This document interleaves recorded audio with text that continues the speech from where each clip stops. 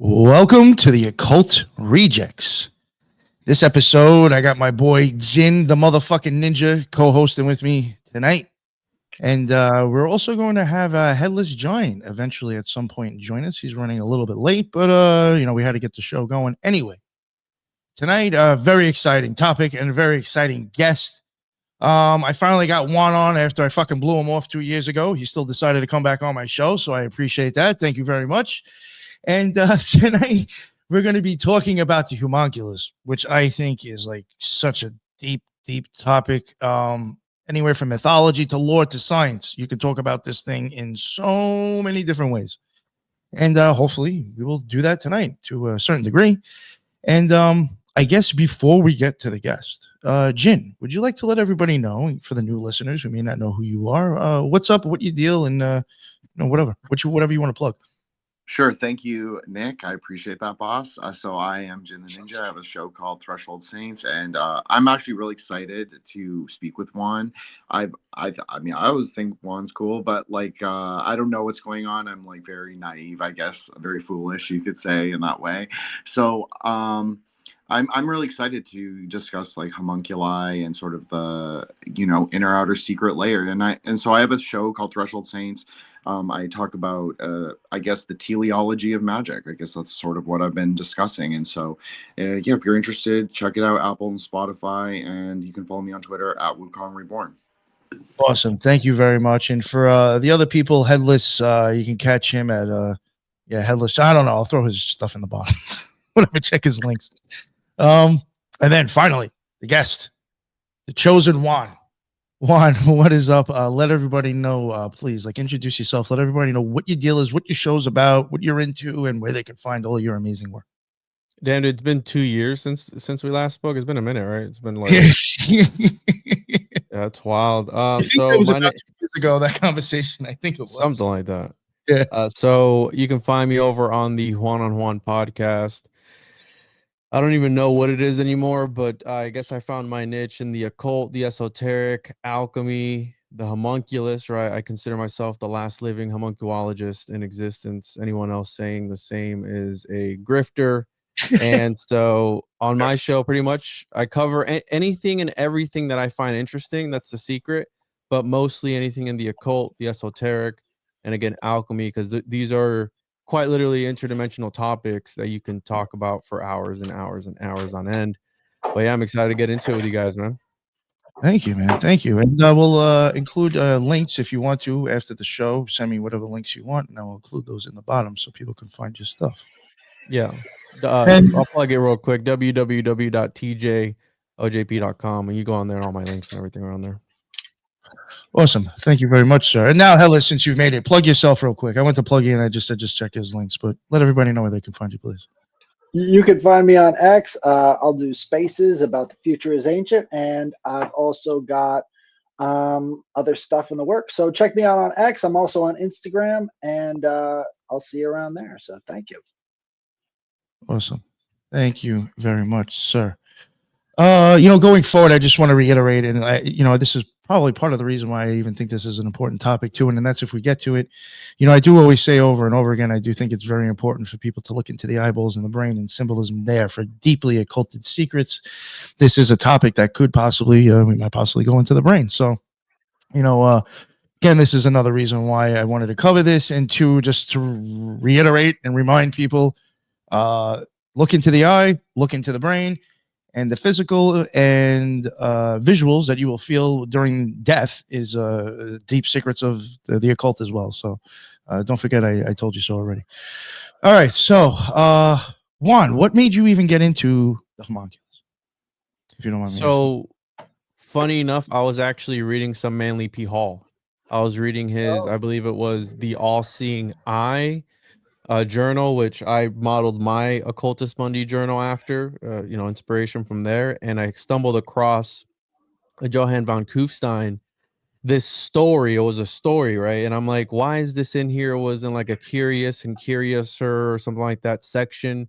And it was a story about this monk and this alchemist that allegedly, and he holds the world record for the largest homunculus. You can, Guinness or Guinness Book of World Records. It's in there. I mean, that doesn't prove anything, but the fact that it's in there, it's like that's kind of weird. So I was reading the story and I was super confused as to what the hell they were talking about. So essentially, a homunculus in the alchemical sense is an artificially created humanoid, right? And then it turns out that, which was coined in the 16th century by Philippus Aurelius Theophrastus Bombastus von Hohenheim Paracelsus. And so it turns out, when I opened up that rabbit hole, that there are different iterations of the same thing. I've come across them in Egyptian mythology and Mexican mythology and all these different mythologies around the world. And then it gets even weirder because pre-16th century, there's grimoires on how to make these things and then what to use them for. So that's how I first got introduced to it. And then once you start diving into it, the Taoists were into it. Crowley was into it. Everybody was into it. And it's like, is it fake and gay, or is there an actual thing? Because my whole thing is I'm a skeptic first, right? Like, I'm a skeptic. So I come at it from a skeptical point of view. And the research I'm doing is either to debunk it or to confirm it. And up until this point, all the hours I put into the topic, I don't know if it's real or not. But then you see other connections, such as in the medical field, there is an actual homunculus, which we all have. And then the origins of how they came across that, like how they created that model and everything else. So that's how I got introduced to it. And, I've always been into alchemy, trying to understand alchemy, which we know is shrouded in a lot of secrets because it was a secret society and they were initiated. So unless you're an initiate of the mysteries that are being presented, you're not ever going to know. Because I've always said this, to the initiate, what you're reading takes on a whole different meaning versus to who's not initiated. I just want to mention real quick, I think an initiate is also somebody who could have just experienced a magical experience on their own. Because like I've said before, this is just my experience. Self-initiation, yeah, after I've crossed the abyss, it's just, I can see a certain language being used from different orders. Like you can see what they're getting at with some stuff. Just put it that way. I could see certain things differently that I didn't see before. Yeah, and full disclosure, again, I'm not an occultist. I refer to myself as an armchair occultist. Where I look into these things, but I can't help but I have dabbled, like I was telling you guys, like in mimetic magic, sigil magic. I've done that. And I've done what Jim was talking about at the beginning, where for shits and giggles, I'll take like a font and make it 33 or like 218 or 365, whatever. Like I'll put it in the work to see what it does. And then sometimes I do that all the time in video editing. 17. I've had the weirdest synchronicities and just weird experiences from that alone, but I've never taken the deep dive into like actually doing some ceremony or self-initiation that these guys, were into. Have you, something that I just want to say this quick too, just from I don't know what alchemists you might have come across. I mean, they're all kind of the same, but there was some that I have come across. They were very big into the idea that alchemy was, even though you're talking about metals and stuff, they're much more on the idea of spiritual alchemy, your soul and stuff. Sometimes like that even makes me think that when they're talking about the homunculus, I do question if it's not an actual physical thing and if it's just part of the body that they're talking about is changing due to a magical experience. Which is, why sometimes I tend to lend like, is it possible they were talking about the brain then? I mean, that you can go back to the 1600s and Robert Flood's drawing more descriptive eyeballs and brains than than more of an eyeball than you can see now. So obviously these motherfuckers knew something about that shit then. I do wonder when alchemists that are big into spiritual alchemy talk about the homunculus. I just do question if it's more of a physiological, part of your body. So, I mean, and that's an interesting part because I've come across where in the history of the alchemists, right, that or of the homunculus that goes back 2600 BCE, the Taoists, right, they had this thing called the golden little man, like what I've dubbed the alchemical Golden embryo. child. Yeah, like a golden child. So what they would do is they were like, hey, if I can take my seed and I can, blow my load into this chick and make a child, what happens if I keep it inside of me and I meditate for 100 days? So they talked about this and they're like, they would reverse the light in on itself, this like sort of chi energy, and they would meditate for 100 days. And after 100 days, out of their solar plex or their crown chakra or something, this golden little man would emerge. And the purpose of that was for that specific practitioner to escape samsara, reincarnation, because a piece of himself would be let out into this reality, and then he could pass on and not have to worry about the repercussions of having to reincarnate again. So you have this idea of the homunculus taking on like was it spiritual? Was it an actual entity? Then you think about like leprechauns, and let's like a leprechaun is kind of like a little man that does what, he like hoards gold and guards gold. So it's like, is that a form of a homunculus? You know, it's like, it's different ideas that kind of reflect the original idea. But I'm with you on that, dude. I think there's a spiritual aspect of it. I'm trying to think of the alchemist that he was doing. He was doing experiments in his shed. He actually worked with Crowley. I forget his name. Damn it. I'll find it here. I'll have to find his name. Anyways, I'll find his name. And he tried to create the magnum opus, right? The Philosopher's Stone. And he ended up inhaling these super toxic fumes and literally cooking his lungs from the inside out. And then he was like, you know what? The Philosopher's Stone is actually, philosophical or spiritual. So he's like, that messed me up. I'm not going to mess with that anymore. Because he had lung issues for the rest of his life. It's horrible. I think I've heard that story, actually. You know what I wanted to mention too that before I forget. It's either the 6th or 7th degree. The homunculus is mentioned in the OTO initiation. Really? It's actually mentioned that you will be putting a demon inside of it before the ego returns. Now, what that means, but it's definitely, you look up the secret rituals of the OTO. Some of it is not correct because I've done some of the initiations in there. But the things that are screwed up is like the guy, the names or maybe the grips, like all that secretive shit at the end. Some of that's incorrect, but from my experience, most of it's on point. So I am wondering if that is correct. It might be somewhat on point. So look up like the last degree in there. It talks about the homunculus and trying to stick a demon in it before the ego returns. Let me find this book here real quick. The one that talks about this guy. He's got a famous name. I forgot his damn name. But tell you Israel Regardi. There you go. Oh yeah. How the fuck did I not? Oh jeez. Israel Regardi in the Philosopher's Stone. Read that book. And by Joseph C. And I always mess up Lujewski or Lususki. It's like he's got a weird name. In that book, at the end, this guy talks about creating Albertus Magnus was his teacher. Albertus Magnus. Albertus Magnus, but it was a guy. I know who he is. I've covered him before. Yeah. He made an android. No, so you're talking about the 16th century one. I'm talking about another guy. I'm talking about school in the 80s. Like you're talking about old. Is this guy old or young? This guy you're talking about? He passed away, but he had an alchemy school. I believe it was over in Utah or somewhere over there. Oh, okay. No. And he pressured this Joseph guy into creating a homunculus. Like he was like, you got to do this. And he writes about it, of course, right? It's like, hey, did you get any pictures or did you get any? It's like, source, trust me, bro. Like I did this, and I wrote about it. It's like, all right, well, you didn't do shit because you didn't get pictures of it, right? This is in the 80s, 90s. You could have there was cameras in the 80s or 90s. Yeah. But would you say the last degree of what? I think it's in this again. The book isn't like 100% on point, but there's a lot in there that is. I would say probably 80% of it from what I looked at. I could be wrong. It's the secret rituals of the OTO PDF. Type that in PDF. Might be hard to find. Looked at this before, yeah.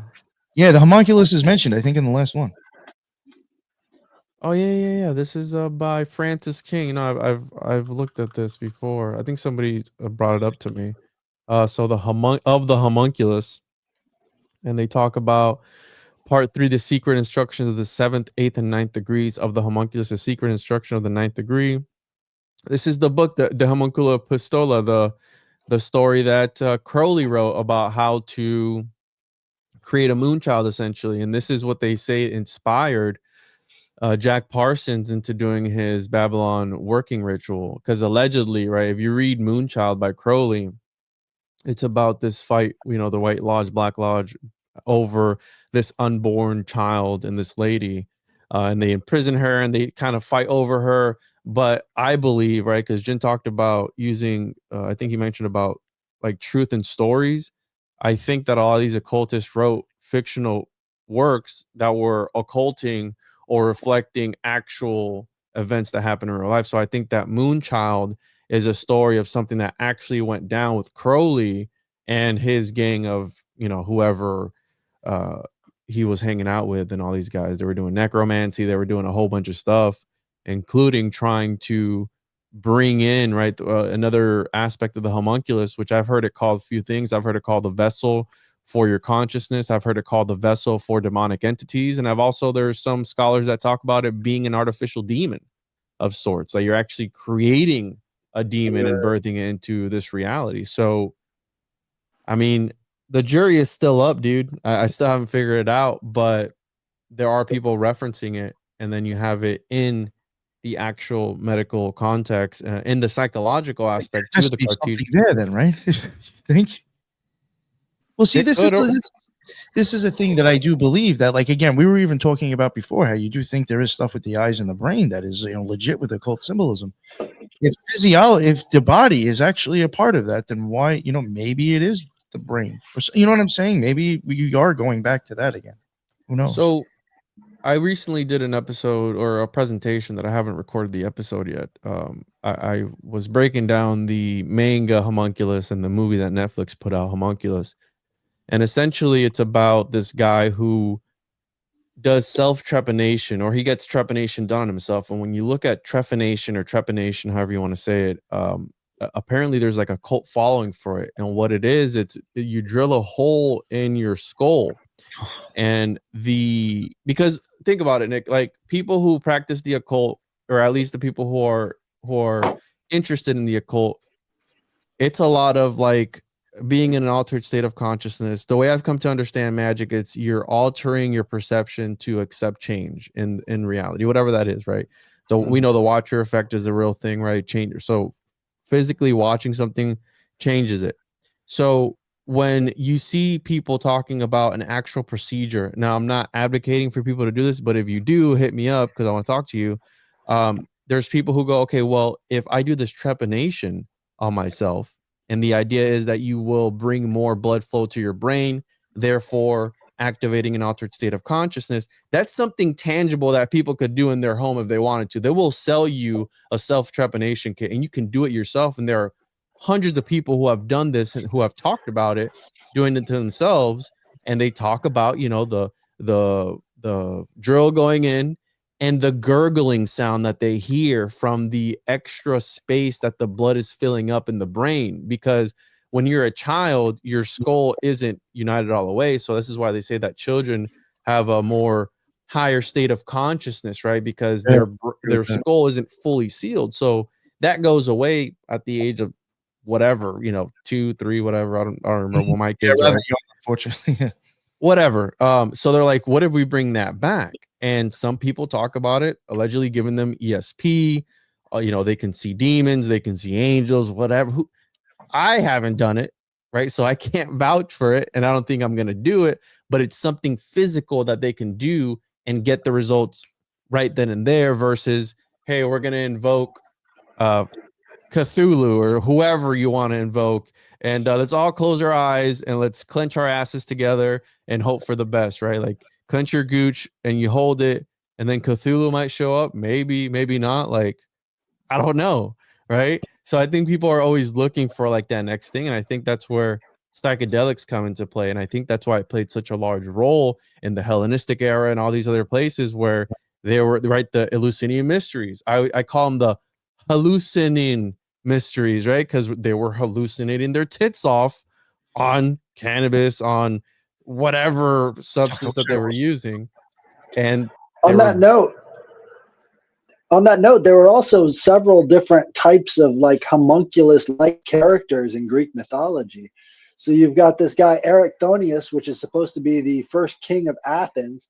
He was spawned when Hephaestus was chasing around Athena, and he couldn't hold in his seed, and it ended up squirting on her leg and then hitting the ground. And then this guy with a big snake tail pops out, and he becomes like the most popular guy because what a weird creation he is, and he becomes like the first king of Athens. And then also Athena herself, she was the result of Zeus swallowing his pregnant wife.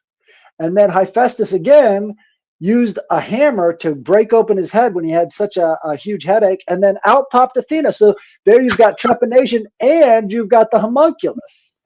Dudes have been getting pregnant since the beginning of time. You know what I'm saying? See, but So sometimes when I hear these stories, though, I'm like, are these like, can we not even between this and a golden kid coming out of your forehead? I mean, are we actually supposed to be taking these stories literal? are we? Yeah, I mean, they're almost like so fantastical. It's just like, really? And that's the thing about mythology. I think be like all like code or like whatever. so. If you take it from, let's take it from a more practical perspective, right? I've heard that I think it was Fulcanelli or one of those people that talked about all essentially. This is a theory. All of Greek mythology was just a reference to the magnum opus, like how to achieve the magnum opus. It's all encoded, right? But if we look at it from a something that interests me as well, right? The secrets of the mind, the art of memory. If the homunculus or these stories were more mnemonic devices and served a purpose as to, because I don't know if you've ever built a mind palace, but the more ridiculous the thing is, the easier it is to remember. So these stories that we hear about Athena popping out of the head of Zeus or whoever it was, right? That's a very visceral visual that you're not going to forget. Like, oh, where'd she pop, and then you assign different meanings to that, and boom, you're able to then recall. And you have, that's why it's mythology and it's stories of, and then right, you have I agree with Scandinavian mythology where it's stories with the same gods and different, in a party in this one, at a different place in this one, and they're all doing different things, but it's right, the homunculus as a mnemonic device where maybe they were all just memory palace techniques and they've survived history because of how ridiculous they are, right? So we have to take that into account as well. I mean, Well, the alchemists had a very different cosmology than a lot of their contemporaries, and it really did mirror a lot of what the cosmology was in the ancient Greeks. So they believed in the emanations in ancient Greece with people like Parmenides. And so from that Parmenides source, which was like the source of all sort of scientific knowledge, because he came up with the idea that knowledge cannot contradict other knowledge, from that point onwards, the scientific method was basically alchemy, and it wasn't changed until very recently. You've got the famous, I guess he would be the Dr. Galen from Yep. the Latin period, who worked on all these big Caesar characters and stuff. He was very much in that tradition, and Galen's four humors were very much a part of the medical establishment for hundreds or 1,000 years afterwards. They really didn't build off of Galen. Up until the 18th century, yeah. Aristotelian biology was a thing up until the 18th century. So, Jin, you want to add some stuff, dude? Well, I mean, you've said a lot. I mean, all you guys have said it's been a really interesting conversation, I'll just say. But I just, even to go back a little bit to closer to the beginning, I even thought like the name of the book was significant because it's the 7th, 8th, and 9th.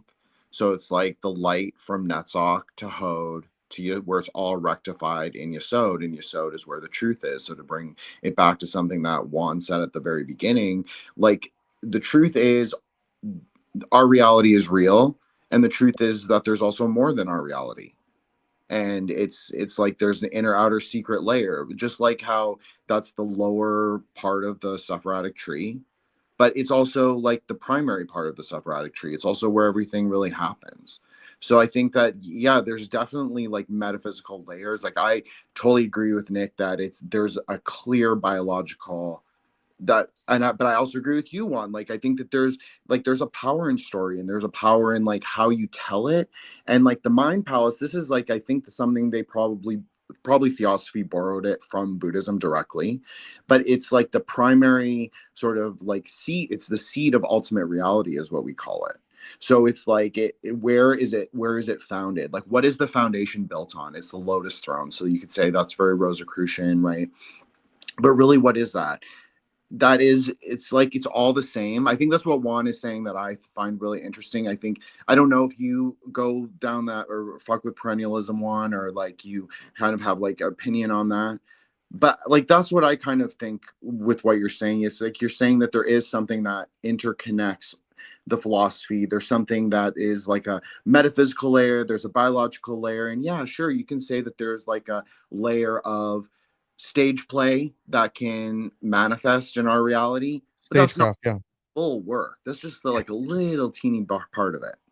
And I think that's what a lot of these people in history that people like to argue about their legitimacy, like William Shakespeare. I think that, right, he was a magician in a sense where, right, if you want to believe the story of him and John Dee and Edward Kelly traveling around, and that's how he learned the secrets. And if you look at the Tempest and all these different stories that kind of reflect and mirror, like, was the Tempest co-written by John Dee? And then you break down all the numerology and all the things in there. It's like, I think that there is a very powerful something in movies and cinema. I call them cinemagicians, and that's why they make these movies. And not only that, but if you think about the hero's journey, I mean, that in itself is a very powerful thing, and that is the foundation for pretty much any movie. Like, there's a problem, then that one dude has to solve the problem and save the chick. Spider-Man, any superhero is literally, right, the Ubermensch or whatever you want to call him, right? And I think that, yeah, I think that resonates.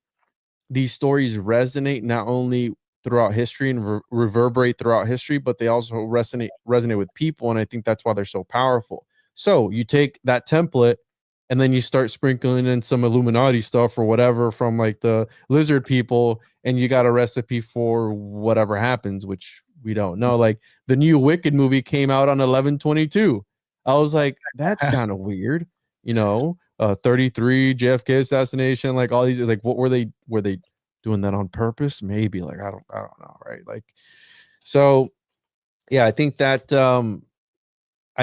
reality is malleable to a certain extent. And I think that the homunculus is like alchemy. I think alchemy, right? It's about manipulating matter to get a change in a higher form.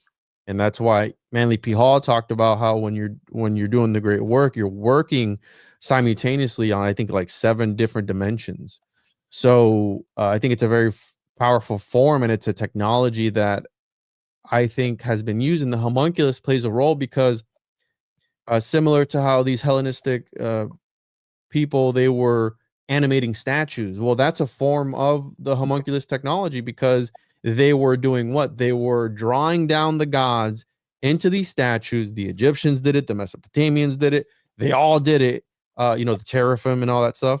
They were drawing down these entities into these statues to divinate towards them. So then the alchemists took it a step further, and they're like, what if we do that of blood and bones? And then Crowley was like, hey, let's take this elemental or Babylon or whoever, whatever goddess or god, and put it into this fetus, and that person's born. So I think that a more realistic expectation, I don't think that all elites, and by elites I'm talking about like people in political power, any wealthy celebrity, I think that they're not actually lizard people but homunculus, because the fact that, similar how talismanic magic has evolved throughout history, if you look at a homunculus, it's like a blood and bones talisman. So, and it's been simplified as much, and we know this is true, as long as this person is born under this astrological alignment, they will have XYZ energy, and they radiate that. So that's why you have like the Kardashians. Almost all of them did surrogacy. I'm not saying that babies are homunculus. I call my kids homunculus. I mean, whatever.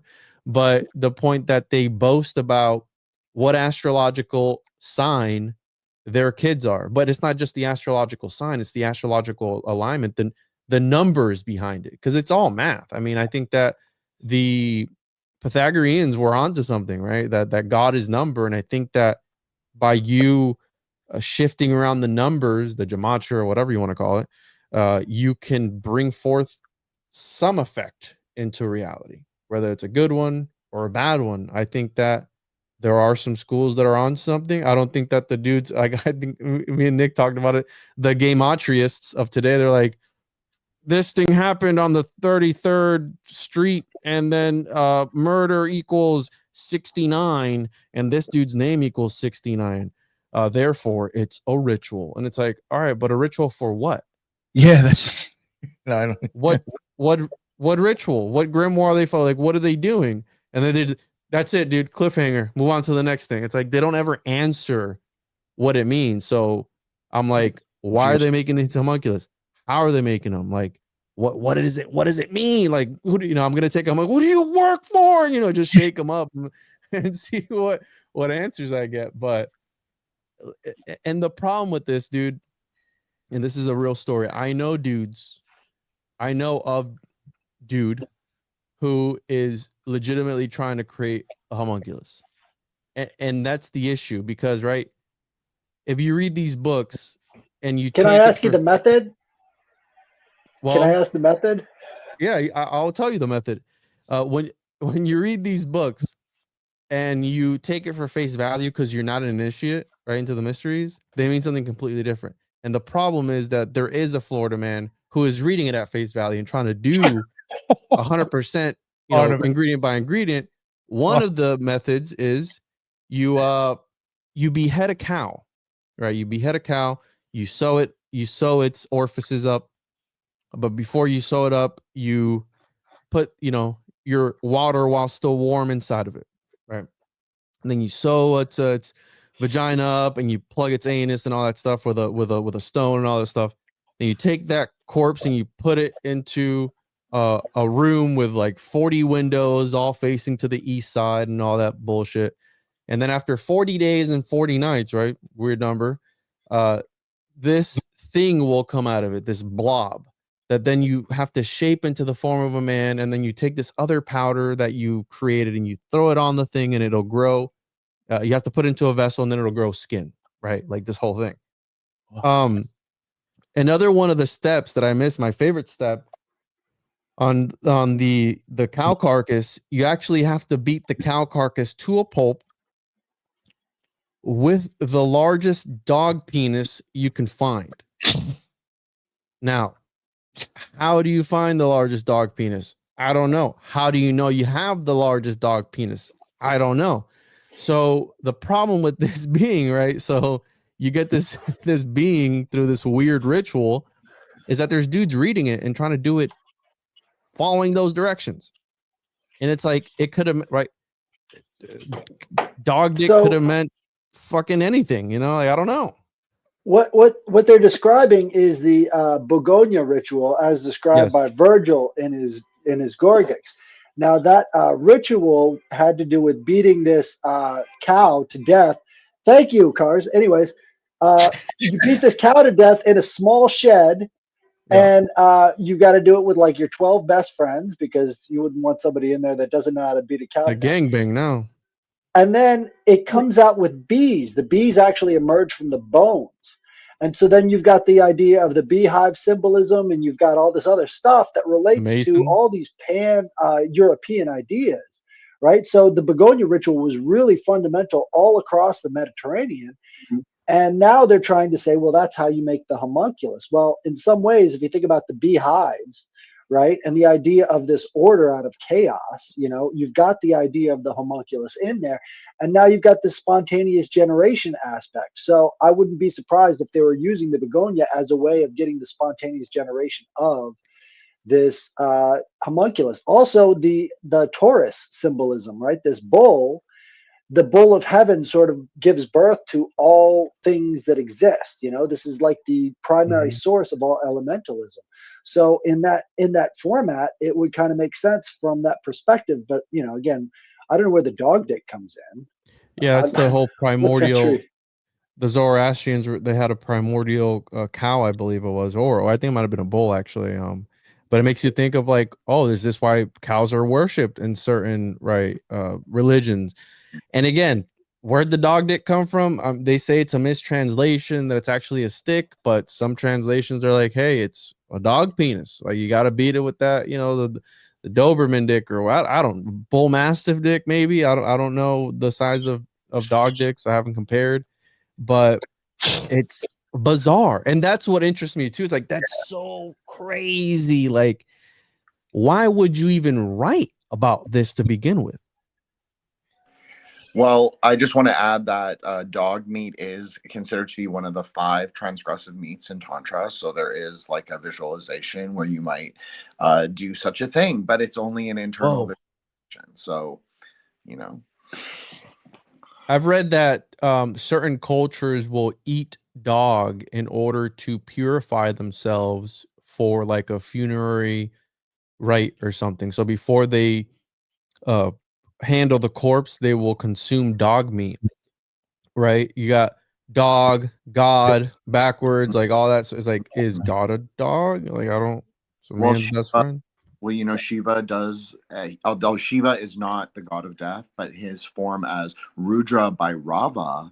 So when he's in his nighttime form, usually as a little boy, he does ride a black dog. So there is this immediate association where he leads you through the carnal ground. Like he leads you through the conceptual or the metaphysical one. So like a psychopomp in a way, but not, it's not quite the same, but it's like a someone who shows you things through the time of silence. It's like you follow his lead. So it's quite metaphysically profound, really. Yeah, you had Cornelius Agrippa, who allegedly had relations with his dog. You had Mephistopheles that presented himself as a black shaggy dog. You have Joe Biden with his, I think he's got a black shaggy dog, and then Trump hates dogs. So I don't know. Is Trump part of like the White Lodge or something? Like what's going on there? He's a Templar. Shout out to JJ. He's a Templar. I believe it. Well, I mean, I think that in a these lot of people ways, are part of these bloodlines. in a lot of ways, that the dogs sort of represent, like the black dog especially represents the underworld. You know, you've got Hades and Cerberus. You've also got what's her name? You know, the 3-headed goddess of the Greek pantheon. She sort of sits on the outside. She's surrounded by 2 dogs as well. And the idea is that this dog being related to the underworld has some sort of a power of bringing back souls.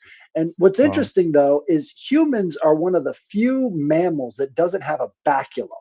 And a baculum is a penis bone, right? So most other mammals have this baculum, which is like a bone associated with the penis itself.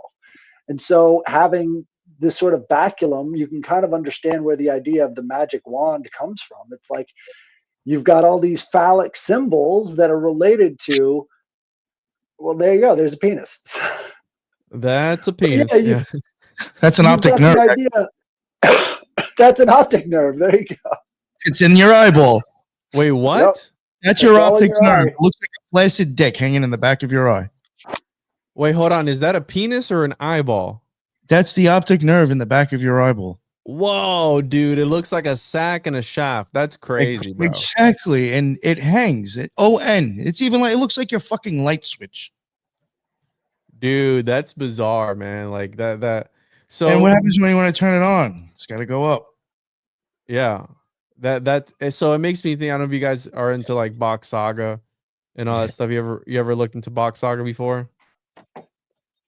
Oh yeah. How, you know, essentially all the military, you know, apparatus was actually a sort of birthing operation, if you will. That the sphere and the you know, the swords and everything was actually, it's all phallic, right? So it's all dicks.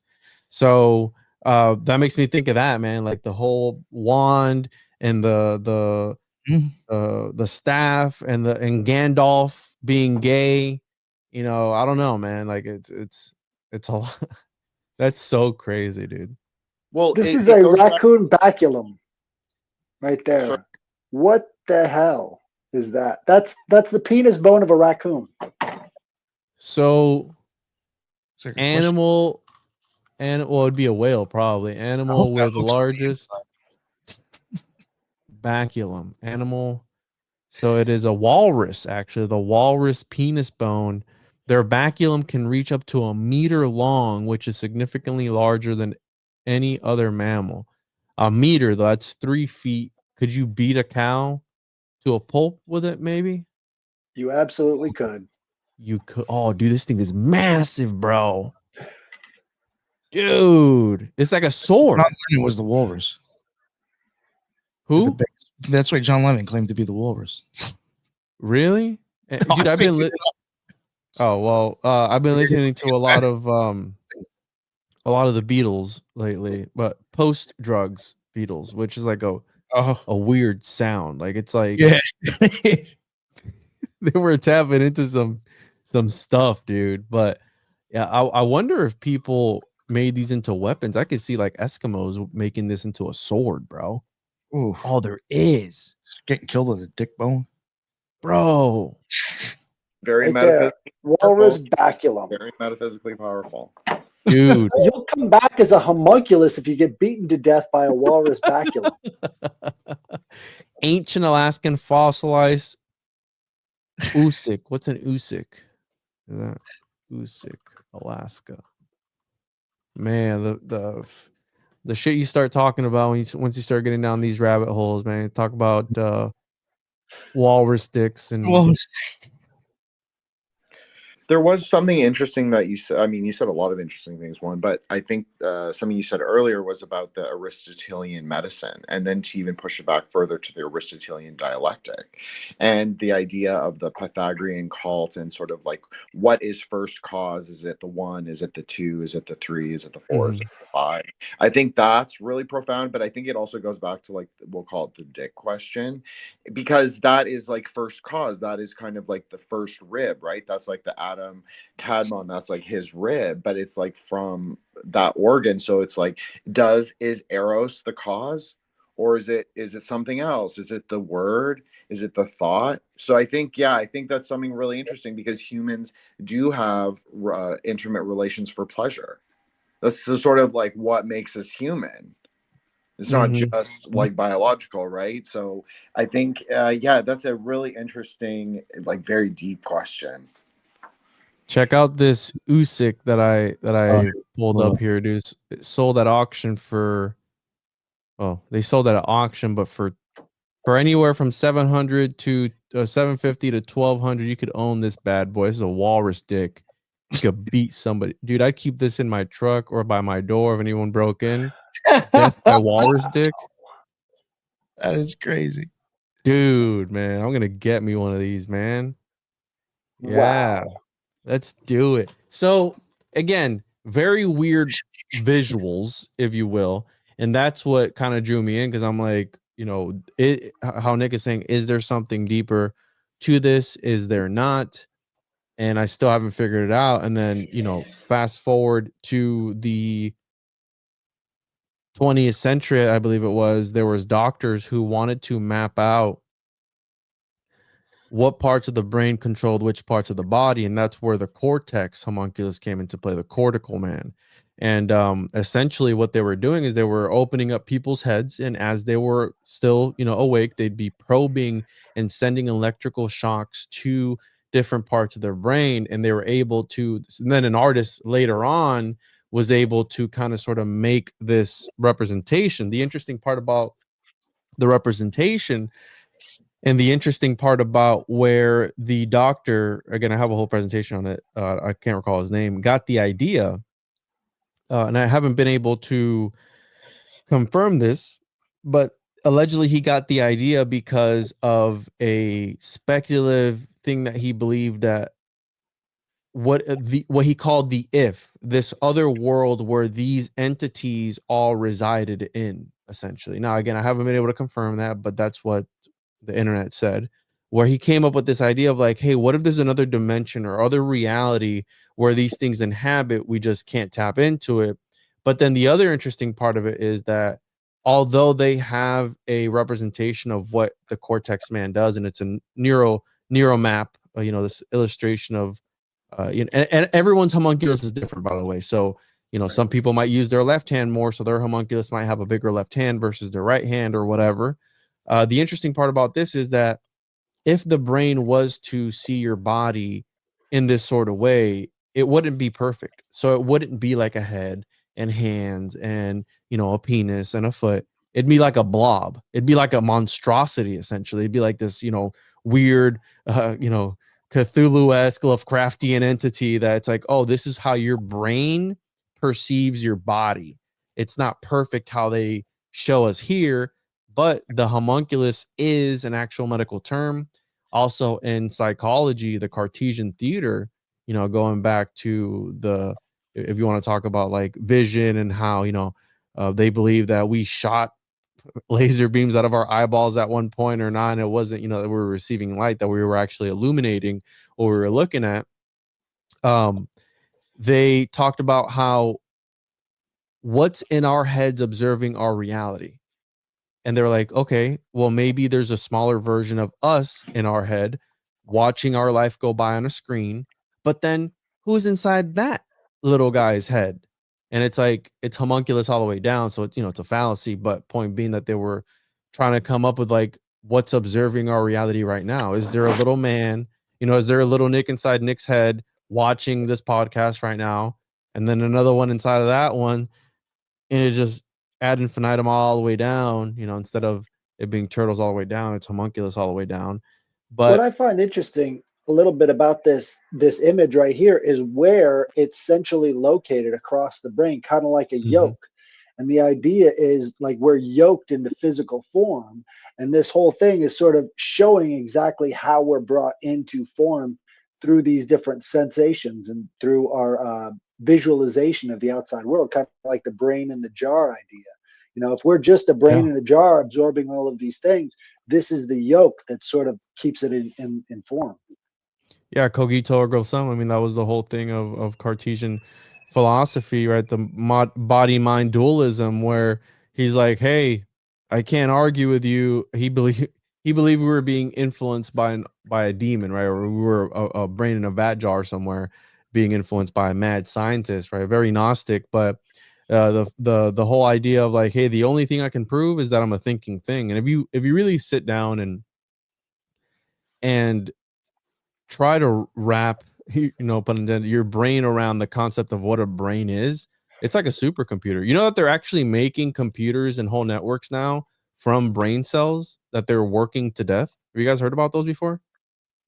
Yeah. Yeah, they make these petri dish brains, and Yeah. then they hook them up to computers, and then they're, you know, they basically have to keep stimulating it over and over again so it doesn't get flaccid and stop working right. So basically, they're just doping these things up with drugs and trying to keep it computing whatever the inputs that they're putting into it. I think that that's us now too, like with social media and even the whole, and it's funny, right? The Matrix, everyone always talks about the Matrix, but the Matrix, where the directors couldn't break free from the Matrix. But anyways, the fact that the machines were mining, right, turning people into, right, Neo is like a homunculus. He was artificially grown for one purpose, which was to power the network that the machines had, essentially become a battery for them. So you know, and I've always made fun of the directors, how they couldn't escape it. You know, they gave in. Maybe it was a humiliation ritual, perhaps. I don't know. Well, on the artificial generation tip, I just wanted to ask because you seem to know a lot about the ancient forms of homunculi, but it's always associated with the thigh, right? It's always the thigh. So you've got Pythagoras, who turned his thigh into gold. You have Zagreus, who became Dionysus after his heart was inserted into Zeus's thigh, and then he burst out as Dionysus. You've got Erichthonius being burst out of Athena's thigh. Basically, that's where he landed off of. Do you have any more information as to the thigh and this generation principle that comes from the leg? I don't, but it makes me think of a friend of mine who he Mario Garza from Symbolic Studies. I don't know if you've Oh, had him nice. on, Nick. Yeah. He has a connection with this. I think it was a tool that the Egyptians used, and it kind of resembled the thigh of a. I could be getting this wrong again. The thigh of a bull, I believe it was, right?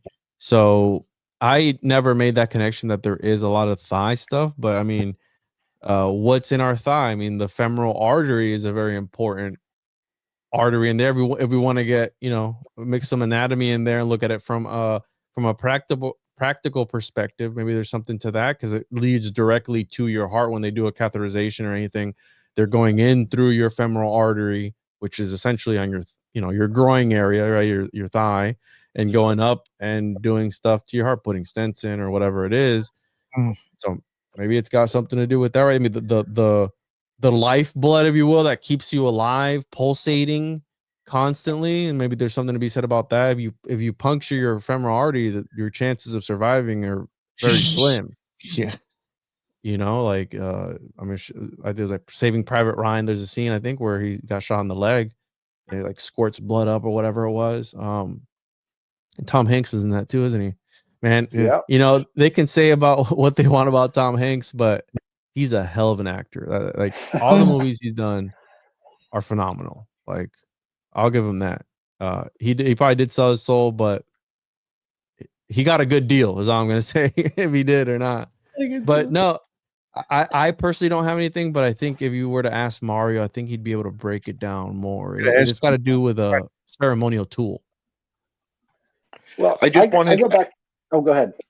Oh, thank you. I just wanted to add that there is a notable contradiction in the Zohar talking about the wound of Jacob, which was on his said to be his right thigh. Whether that is Netzach or Hod. Now, why I say that there's a contradiction is because there's two different accounts of it, of you placing the right or left, wherever you place the Adam Kadmon, like what sphere it would be.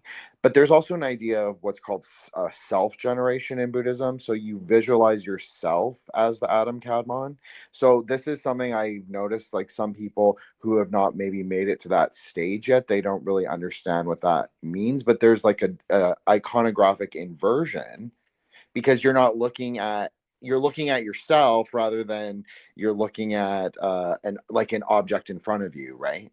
So yeah, I think there's something really interesting with what Juan was saying with that. But I wanted to also go back to something Juan said about like the Cartesian dualism. Buddhism answers this really well. It's like the world is non-dual and it is emptiness. We don't have a fixed self, so there's no like endless little man like in our brains. It just is what it is. It's just kind of like reality is reality, and what we can perceive of it is what we can perceive. It's just empty. Yeah. Yeah, and if you put yourself in an altered state, you could perceive it differently, right? So again, and then I looked up the thigh symbolism, and it says here in the Bible, this is AI, by the way, so take it for whatever you will. The thigh is associated with life and was used as a sacrificial potion. The thigh may also represent the perpetuity of Christ's power and dominion. In the Bible, legs can also symbolize muscular strength and pride. So, again, more to the thigh symbolism there in the Bible, and it being again that life force. Like if you think about it, Mhm. it's in Genesis too. Yeah, that's so interesting that you say the life force, because that's like exactly how the Zohar describes it. It's like the moon is where the life force and fortune are rectified. So what is that Fortune. Hod? And that socket comes all together, and then it goes out again. It goes out again as rays of light. So I think it comes back to that fortune angle, because for the Greeks, they believed things that were moving were alive. So like when the wind would blow into the sails, that thing would then breathe the breath of life, and then it would start to move. And the movement principle is, found first in the thigh before it even reaches the ground. That's where all of the momentum is going to be stored in. And they would always talk about how muscular the thighs are and everything else. And the idea is this is what's going to give power to, and look, if you look on that leg right there, it's the top of the sensory homunculus would be Mhm. that thigh sort of idea. So it's like, this is the thing that gives it life.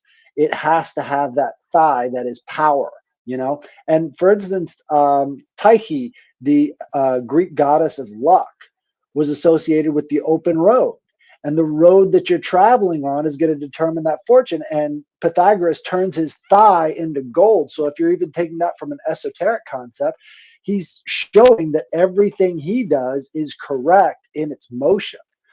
So it's kind of weird for him to pull up his dress and show you that his thigh is now made of gold. But if you take it from an esoteric concept, he's showing you everywhere I go is blessed by the gods. It's blessed by this, godly flesh, which would be the gold.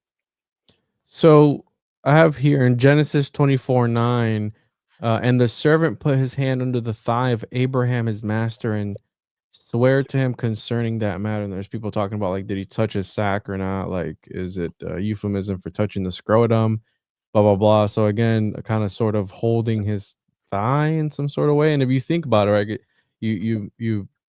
when we look at thighs, it's one of the strongest muscle groups that we have, if not the strongest. And it just makes me think of, have you guys ever worked out like your thighs and like got like super horny after because like all the testosterone that that your muscles produce? And I'm starting to think of the perhaps because they say that the lungs they're so big that they're able to, right, when you do Wim Hof and stuff like that, produce some sort of an amount of DMT, if you will. I'm wondering if the thighs, it being the largest muscle group or one of the largest muscle groups in your body, if you're also able, right, runner's high, like runner's high is a thing, and you run with what? Your legs and your thighs and stuff like that. So I'm just, again, the Eleusinian mysteries, and this is why I made a connection with I don't know if you guys have ever seen the show Survivor, where they're doing like physical stuff, they're doing like puzzles, but one of the main things that they do is a lot of balancing stuff. So it makes me think of like the Hangman card, where he's kind of suspended in some sort of way, and a lot of the challenges that they do in that show are about balance and, right, the finding your balance and equilibrium and stuff like that, which can be sort of esoteric. And the fact that Survivor is one of the longest running shows in all of television history, they're 100% probably lizard people in some sort of way, and they're kind of throwing in there, like they had one of the immunity pendants that they had was an Ouroboros one time. It was like straight up just an Ouroboros, dude, that they had to win and compete for in order to gain immunity to not be voted off the show. So it's like, are you talking about immortality in some sort of way, reincarnation? A lot of the stuff that they do and they show in that show is super occult, and it's one of the most popular shows in all of history. I thought it was really sorry, Nick. Go ahead. Sorry. No, I'm done. Oh, I just want to say one that's really interesting because even I think passively you raise the idea of the thigh bone because you mentioned the hangman's card. Well, that goes on the path between Hod and Gavura. So that is on one thigh. You could say it's your right or left thigh, again, depending on how you frame the tree. But then there's also, you brought up the idea of equilibrium and balance, which is like a very Buddhist idea of like the dakinis are always dancing on both feet. It's always emphasized like both feet are dancing, although you might only see one raised in an icon. But really the idea is both feet. It's always animated. It's like the thought that animates the image. So I thought that was really profound and really cool that you brought that up. I'm interested to see, and I don't know if you guys have an answer to this, but has there ever been like an overlay of the tarot, similar to how they do the tree and they connect it with all the tarot cards? Has there ever been one for like the anatomy? Oh, I don't. There are some like later, I guess you'd call them Rosicrucian kind of like medical systems where if you are really good at the cards, and I'm not, and I've said this many times on Nick's show that I'm not like any kind of like exception with the cards. I'm not that good at them. But I am good at the tree. So if you understand the tree or you understand the planetary symbols really well, you could map it. Like you could do it. It's just like you would have to be really good with the cards. Yeah, I can give you a reading. The cards are saying that you're gay, so I don't know what that means, but that'd be my reading. It's like, oh, this is not good. Oh, what's going on? What's going on? Might be a little gay, like because I found again, I think. I found an anatomy tarot. So they've got a whole tarot devoted to it. But I was going to say that the red blood cell production coming from the bone marrow in the thighs is some of the most important blood cell production in the body. And if you're talking about producing a new human being, that'd be the place to do it because you've got a lot of that red blood cell production right there. And when you think about like again, Manly P. Hall, right? Take it for whatever you will. The occult anatomy of man, if you've ever read that, and how he breaks down again the occult symbolism, Santa Claus and the connection in the brain and all that stuff. It's like, are all these stories based on anatomy, right? On how to achieve a very, I mean, look at yoga, and if you do like body mandalas and stuff like that, I know here in Florida in the, I think 80s, once upon a time, they did a ritual where the Kerr law workings, and it was, I think that they were, I think I want to say that they were OTO or somebody. Essentially, anyways, they did this working ritual. It was Typhonian OTO. They were trying. So what this guy was trying to do was he was trying to simulate an abduction, and they were able to do that with, again, form of sex magic. So essentially, the way that they did it, he was put in a dead man's pose, and he would lay down, but the he was wrapped up like a mummy, and but the only thing exposed was the tip of his dick, right? And his chick was zapping it, I think, with like a wand or a vibrator or something, and it would like, he was edging himself essentially, and he used that to again, essentially what he said was that he was taken by these aliens, and he was, I guess, used in some sort of Cthulhu gangbang or something, and he was impregnated with a numerical parasite. And when he came out, he said that I forgot which Liber it was of Crowley's, but that essentially Crowley had this whole mathematical concept and this whole thing within this. I think it was Liber Al. Is that one of them? Liber Al. One of the Libers. Is yes. Yeah, one of the Libers that it held a code that essentially was able to decipher reality. Like that's what he says. And they've written like books about it. You can check it up, the Kerr law workings, and they talk about it. I don't know the math behind it, but this dude was able to and the interesting part of the law that you're talking about. Something like that. Yeah, in the book of the law. But the interesting part was that they did it in Miami. And I did this research when the whole Miami mall monster thing came out, right? And the interesting part about Miami, not only is it that it's there have been entire schools that have become demonically possessed, right? There have been news articles of the amount of demonic possessions going up. Once upon a time, I think it was in the 70s or 80s.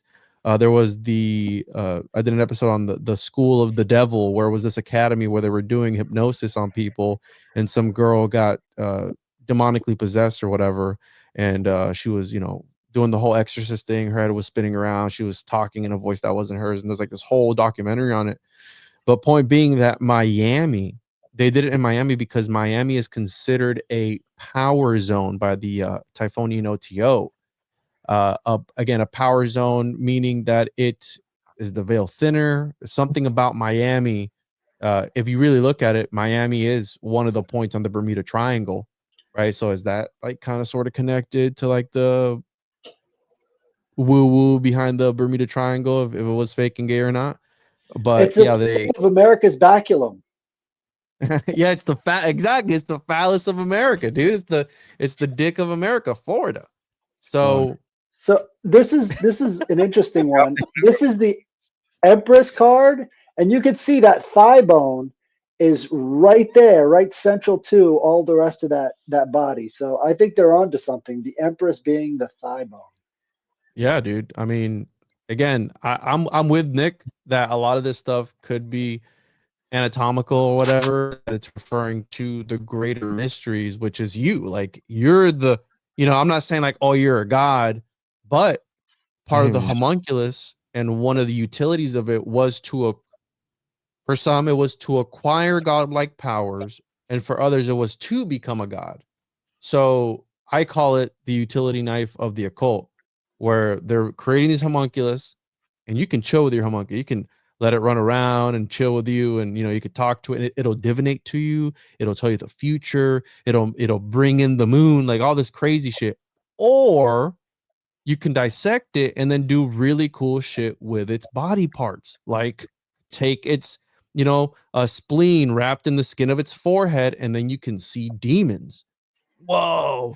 Or you can use whatever, it's thigh bone, probably. I'm sure there's a recipe for that, and do whatever, right? You could use its blood and then anoint it on your feet, and you can walk on water, right? Like, oh shit, this is crazy, right? Like there's so many things you can do, or you can just let it grow into old age. And according to Paracelsus, when you would let it grow into old age, it would go into the wild and become a mythological creature like a giant or a dwarf. Or is this what chimeras were? Because there was also stories of like Jabir bin Hayyan creating chimeras, like, dude, it's the possibilities are endless. It just makes me think of like where we got I haven't been able to find an occult connection with like Pokemon, but it's all elemental, right? Like every Pokemon, every little chimera has its own element and it comes from there. So back again to the whole homunculus thing, the manga homunculus and the concept of where the Cortex Man came from is kind of like that, right? He allegedly envisioned a different reality that these monsters were in and were inhabiting, right? Is that the theory of forms? Is that again the upside down? Is that the cliff off? Like, what is that? Like, we don't know. I'm still trying to figure it out. Well, speaking of the manga, definitely Pokemon is Kabbalistic, because you imagine it like this: the Pokeballs are negative Sephira, so they contain like a void or a vacuum, another dimension, and then the little monsters live inside the void or the vacuum, and then they're called out by their name. So it's just summoning magic. It even sounds like you're actually. I choose you, scrotum unculus. Like, is the Pokeball the Orphic egg? It could be. It's also very goetic in nature, right? Like the 72 cards, the 72 demons of Solomon. Like, what was that what he was trying to get into? Is there 72 of anything in the body? 72. This is where we need Lisa. Yeah, I know. I was actually regretting telling her to not come on and study instead. Fuck. So I can't find anything right here, but 72 anatomy, physiology, blah blah blah. Anyways, I'm sure that there's 72 of something of the brain, because I think it was Crowley the one that talked about the Goetia being in your brain, didn't he? Yeah, he does say that. He does think that, in my opinion, it probably is a large portion of it is in your brain. So it makes I think you think if you activate certain parts of your brain that maybe you don't normally, you could end up with certain side effects. Yeah, 100%. So it makes you think of people who, right, I've talked about this as well. I don't know if you guys have ever seen this movie. It's called Caddo Lake. It's on HBO. It came out in October. And that movie, I did a whole episode on my show. That movie answered a lot of questions for me, essentially of like why some people might have neurological effects to them, or like diseases and disorders, and how sometimes, like my dad for example has MS and they can't tell you how you get MS or what it is or like how you get it or nothing. There's no cure for it. There's no nothing, right? You just when they give them the diagnosis, they're like, yeah, we're 80% sure. The medication is $30,000 a month. You need it every month for the rest of your life. So what it's a treatment too. It's not a medication, so you can't go to Walgreens or something. So again, maybe there's a money grab there, but point being that they don't know why he has that or how he got it, whatever. And when they gave him the diagnosis, they were 80% sure that it was that. So that movie answered a lot of questions for me as to like, hey, are people with schizophrenia or that their brains are wired differently because they're seeing things that aren't there, right? They're seeing into alternate realities and other dimensions. Could it be that maybe they're in the wrong timeline, perhaps? Like they got, somewhere they got switched up. And if you watch that movie, you're going to be confused. Like, watch it. Have you seen it, Heather? Have you seen it? Yeah, I saw it. With the different timelines that these people are shifting through, and you don't know where the father is in relationship to his daughter, and you don't even know she's the daughter until later on. Yeah, it's very interesting when it comes to that sort of things, because it's like, how do we expect time travelers to actually know what's happening to them or what's happening around them? I mean, we all think that, these things moving between dimensions or whatever are like some higher form of consciousness, but they could just be as confused as we are. Yes. Like my buddy from Cryptids of the Corn, Justin, shout out to him. He talks about how like Mothman is just like an interdimensional raccoon. He's like scared that he's in this dimension. He bled into this dimension by accident. He's just trying to get out, right? And people are like, oh, there's Mothman, this harbinger of he's and it's just like some cryptid that teleported into this dimension, this reality, and doesn't even know what's going on. It's as confused as you are. So Dude, that movie, if you watch it, you will be confused. Like and that movie messed with my mind because I watched it and then I couldn't stop thinking about it for like the next week. So I had to watch it again to like connect the family tree. And I'm like, what? I had to watch YouTube videos to figure it out. Like I couldn't figure it out. Well, if you wanna really get down into what I think they're talking about, you got to read The Fourth Phase of Water by this guy named Gerard Pollack. He gets into the idea of these easy zones, and these easy zones have an electric charge. So when they're talking about this land changing state based off of whether or not it was dry or wet, there's something going on with the water and the reaction to these different places. Now, if you think about it, we're changing timelines because we're all part of this water system on the entire planet. And there's a resonance there. And when we're damming up these rivers and lakes, we're actually changing the dynamic on the surface of the planet of these, watery bodies that actually have a certain algorithm that they use to move in. I mean, if we look at how water streams down, it's not all chaos. There's definite mathematical formulas that are involved that are inside of our bodies as well. So understanding the fourth phase of water and understanding the water wizard, what's his name, the guy from the Nazi Bell experiments, right? So all of these different aspects of water have everything to do with ourselves and how we move through time and how we relate to other people. So having that perspective really starts to shift our awareness from thinking of water as being basically unimportant, but also being vitally important to life, to actually being sort of like the central focus of what life is. We're just water experiencing itself.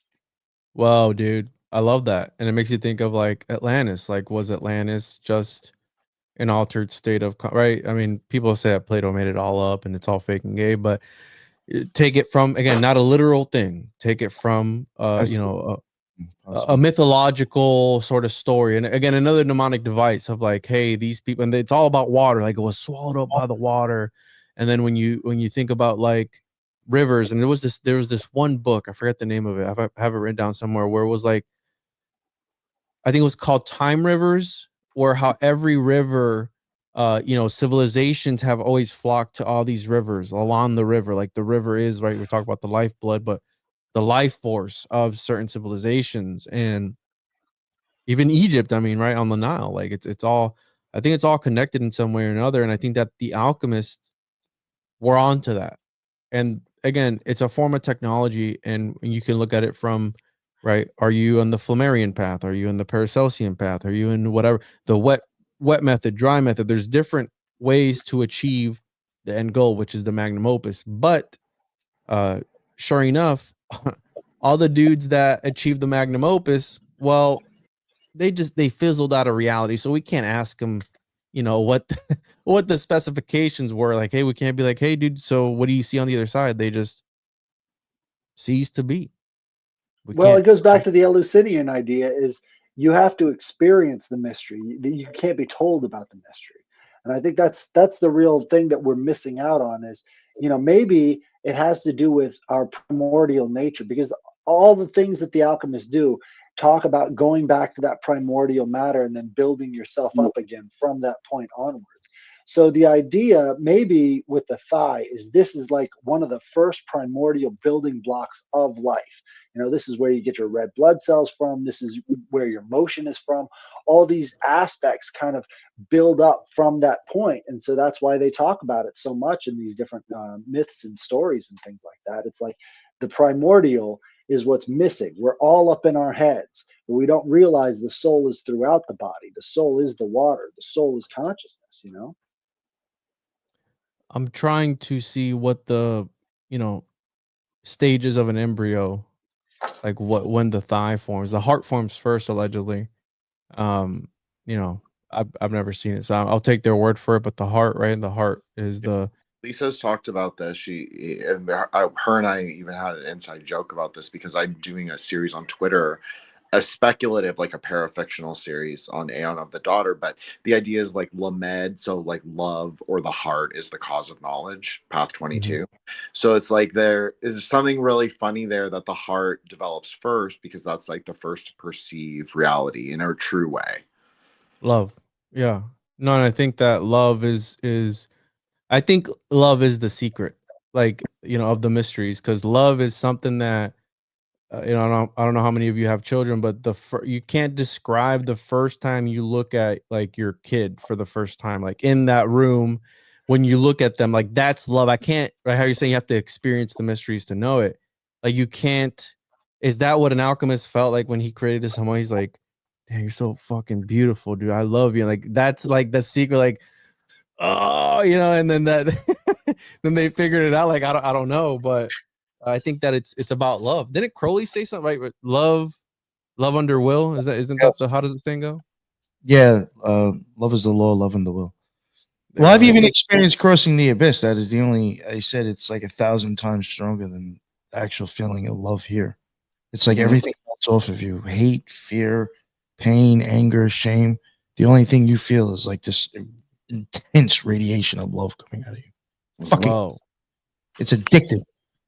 Yeah. No, I can see that. And you mentioned Headless John, you mentioned about, going back through time to this primordial state. I don't know how much of Kenneth Grant you've read, but I forget. I think it's The The Circles of Malv Time, or Zone. yeah, the mobs. One of those books. One of those books. He talks about at the crossing of the abyss, and he talks about that a lot of these guys, they he says this is the result.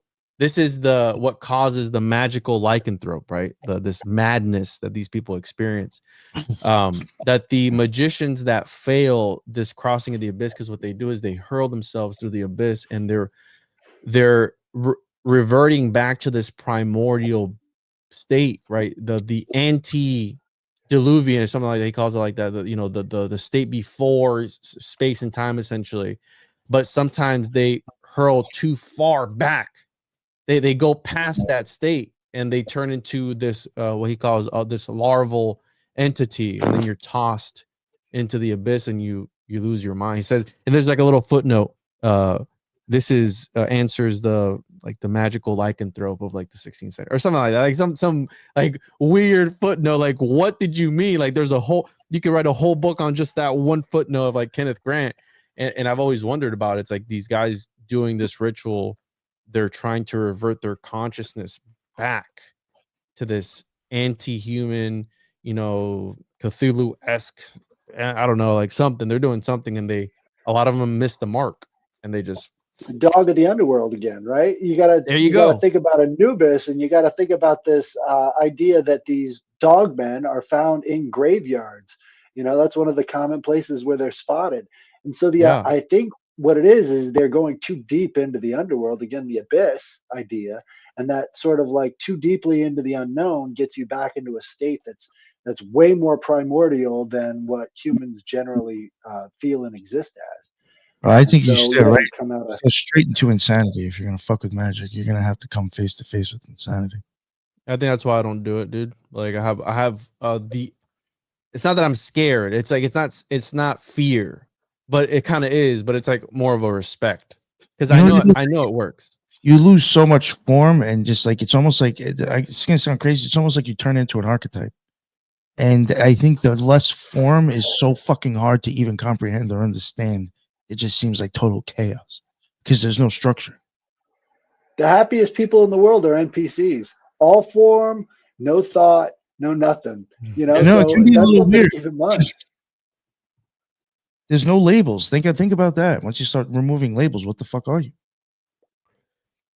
No, 100%, dude. And that's why, like, a part of me wishes I never got into like this train of thought of like the occult and the esoteric, because like it'll drive you insane. Like, it'll quite literally drive you insane. Like, just, and I think that knowledge, I think that information is a parasite. Language is a parasite, right? And how what's his face talks about being an extraterrestrial entity. The guy who wrote damn it, The man. Naked Lunch. The Naked Lunch. The Naked Lunch. I forgot his name William S. too. Burroughs, There Chaos you go. Magician. He talked about language being a sort of informational entity. And I think that, all right, when you start reading like Philip K. Dick, and he starts talking about like the Dead Sea Scrolls and the Nag Hammadi, and it's like the Gnostics who were also alchemists, like they were infected with a knowledge that didn't, like, it drove them to want to figure out the mysteries and the secrets of reality. And it's like, once you come into contact with this information about the homunculus or about whatever the hell else, you will never stop searching. And like that's the information uses you like a parasite, because once it's done with you, it jumps on to the next person, right? And it Wait, just keeps going. sorry, Juan. I apologize. What was that? I just wanted to say I apologize. I didn't mean to interrupt you. No, you're good. Go ahead. Okay. What you're saying is really interesting because Philip K. Dick, I don't know if you're familiar with the story. I'm sure you are. It's the idea of the pink ray. He would Yes. like vision, like the light to heal his child, Zebra. right? No. And there's something very profound about pink is that it is love, but it's also like it's the decoherence of time. That's even how it's understood in quantum computing. So there is like this secret sort of like fifth dimension, if you want to call it like that, that is produced, that is like it's creative and destructive at the same time. It's kind of like a paradoxical color, but it's very powerful. Non-spectral. Yeah. Yeah, exactly. It just has a strong alchemical power, especially for our world. So I think what you're saying is really interesting because absolutely everyone is sort of an alchemist. And to offer, like, yes, Nick is the wild magician and he knows I like love and respect him for that. But I will say there is a safe and a somewhat more reliable method is that you follow like a wisdom science or tradition. I think Nick's like capable of like throwing himself through, but there's also an idea where you can walk through. You can walk through a threshold. So that's how it's often described in the Zohar. So I want to offer that. I think there is a way to think about reality is it is your great work is actually reality, but you don't have to throw yourself forward. It's not any rush. You can just like normally walk there. I actually think the more you probably understand theories and archetypes and associations, the more you understand that, I think the better your downloads will be when after magic, because you'll have stuff to associate it with and understand and see in symbolism. So, the purple, the lights in my background, they're it's a reason why it's pink or purple. It's a hue 333, and Oh, nice. the purple is a non-spectral color, and it's interesting because your mind makes it up when it sees it, so it doesn't actually exist in this reality. And I once upon a time I was in, what was that? So it was like a visual hemisync or something. You know how like when your brain hemisync sound, it kind of makes the sound that isn't there. Yeah, it fills in the gaps. Yeah, no, absolutely. So, once upon a time, I was in Chicago and I went to the Smithsonian, and they had, I think it was the Smithsonian, they had an exhibit on the terracotta soldiers. And the interesting part about the indigo blue, indigo purple that they use is that even after I think it's like 3,000 years or something like that, we still haven't figured out how they painted those soldiers in the color that they did. We haven't been able to replicate that hue of that color, and it was created by alchemists of the time. And I've speculated that the reason that the terracotta soldiers all have different facial morphologies, like they're all unique, I think that they were able, because if you cool, right, speaking of the abyss, I don't know like what temperature it is there, but I think it'd be like really cold, right? The absence of everything or whatever.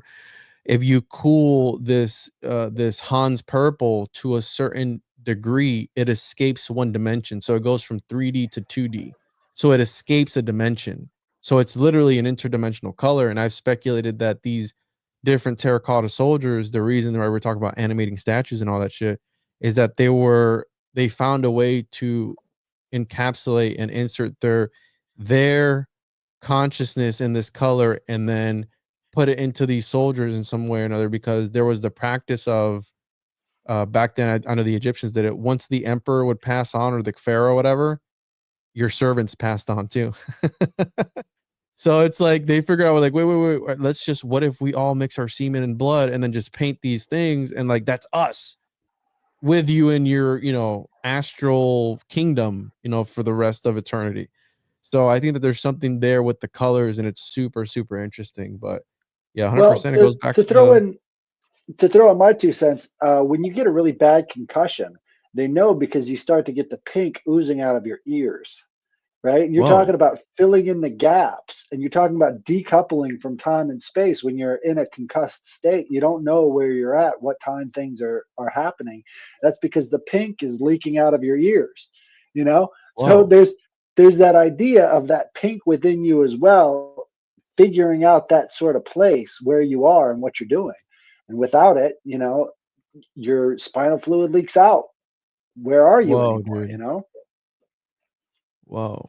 Yeah, I know that. It's another connection. I think it's all anatomy, how Nick says. I mean, I'm with you on that, dude. I'm open to all that. Well, shit. It is. I'm glad. I'm glad other people are entertaining the anatomy because I don't know. Just felt like that was it needs to be looked at. I really do think there was something there. It does. We need a One thing doctor who's into the occult. Yes.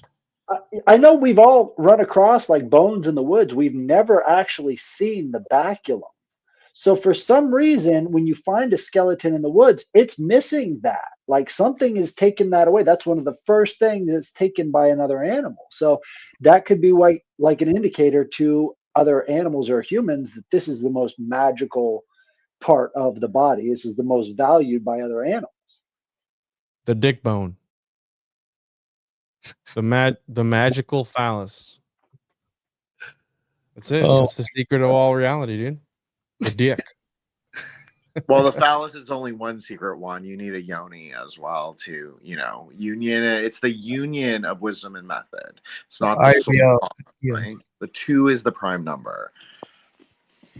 Yeah, that's why I call it the cosmic cum shot. I think it's that's what all reality is, dude. That was the Big Bang. There's this just reality literally coming into existence. Ah! I mean, that's the whole thing with like sex magic and the orgasm and everything, right? Like Well, if you you're look in at touch. that sensory homunculus, again, the gonads are on the inside of the brain. Like if you're looking at the curve of the brain, the gonads are right there in the middle, right next to your pineal gland. So all of the other stuff combined, you're talking about sex magic being one of those central forces on the sensory homunculus. Yeah. Yeah. No, definitely. I think that again, I'm attempting to write a book on the homunculus. I wrote an 88-page essay, I guess you could call it, that I put out under my Cultus Mundi. So whenever I do finish this research, because the problem is once you start looking, you start finding more stuff, and then you want to add that, so it's like never ending. I'm gonna attempt to write a book on the subject and connect all the dots, like from the Taoist all the way to the 21st century Epsteinian homunculus that I've talked about too. I think that Epstein was into Crowley, and I think that they were. There's evidence if you read the Liber 367 and you look at the Zorro Ranch, where it's at, the land of enchantment, the whole Trinity site and everything. I think that they were, because if you follow, he was trying to impregnate, I think it was like 33 women in that ranch with his seed to continue on his legacy or something like that. I think that they were trying to create homunculus in some sort of way. And maybe that's where he went. Maybe Epstein didn't really kill himself. And he just transferred his consciousness into one of his homunculi, dude. Oof. Yeah. Watch Battlestar Galactica Reimagined series that explains all of this. Well, and also watch Juan because he also explains this. Reimagined series? Reimagined. Yeah, it has to be the reimagined one from the early 2000s, like 2004. Yeah. All right, I'll check that out. It's on all about rebirth and how the story is told before. It's about the apotheosis of the word. It's about like using the plant extract. It's sort of the revelation of the word. It's sort of how to understand the word in material and contemporary context to people who've forgotten about what it means. So I think you'll find it really interesting. And Juan, if you ever want to come on my show, I'm just shouting it out now. Sorry. Yeah, dude, for sure. Put him on the spot on the show. Just let me know, man. Just shoot me a DM or something or an email. Yeah. Have Nick give you my email, whichever. Awesome. We'll make it happen, dude. Okay, Nick, don't be mad at me. I just thought that was funny you did that on the show. But Like, well, yeah, guys. I actually have another show here at 9. Oh, okay, all right. Night Yes, show. let's let you get going. Actually, that's an hour and a half is perfect, and we're right Yeah. around. So, thank you. This was actually a really great discussion. I would really like to have you back on again, Juan. We'll talk about some other occult stuff. I thought, Yeah. yeah, it was really good discussion. I really liked how we all had different ideas and angles from it. And that's what I like to do on the Occult Rejects. I like to be able to get a bunch of different people's opinions on the same topic, and everybody got along. So that was great. Again, Juan, please let everybody know where they can find your stuff. Anywhere, Juan, www.tjojp.com. All my links are on there. I'm on YouTube. I'm on Twitter or X, whatever. I'm on Rumble. But the main place you can get the show where it originated, RSS feed, right? Go to the RSS feed, subscribe. I drop new episodes every Monday at 6 in the morning. I also started streaming games if you're into that type of stuff over on twitch.tv/101podcast. I've been playing some games there, and it's a fun time always. I try to like talk about the occult stuff in the games, but it's just mostly me sucking at them. So if you're into that, every Tuesday night I'm live over there. But yeah, dude, this is great, man. I really enjoyed our conversation. I love the roundtable style, right? Because everyone pitches in, and I had a lot of fun, man. Yeah, hell yeah, yeah. Thank you again. It was a really, it was better than I expected, man. For real. Yeah, thank you. Everybody else's links still be on the bottom. I'm not going to waste the time. My man's got to go. Check out Headless Giant and JintheNinja. And again, thanks again, Juan, for coming on. Great chat. And that is the end of another Occult Rejects. And until the next one, everybody be well. Later. Later.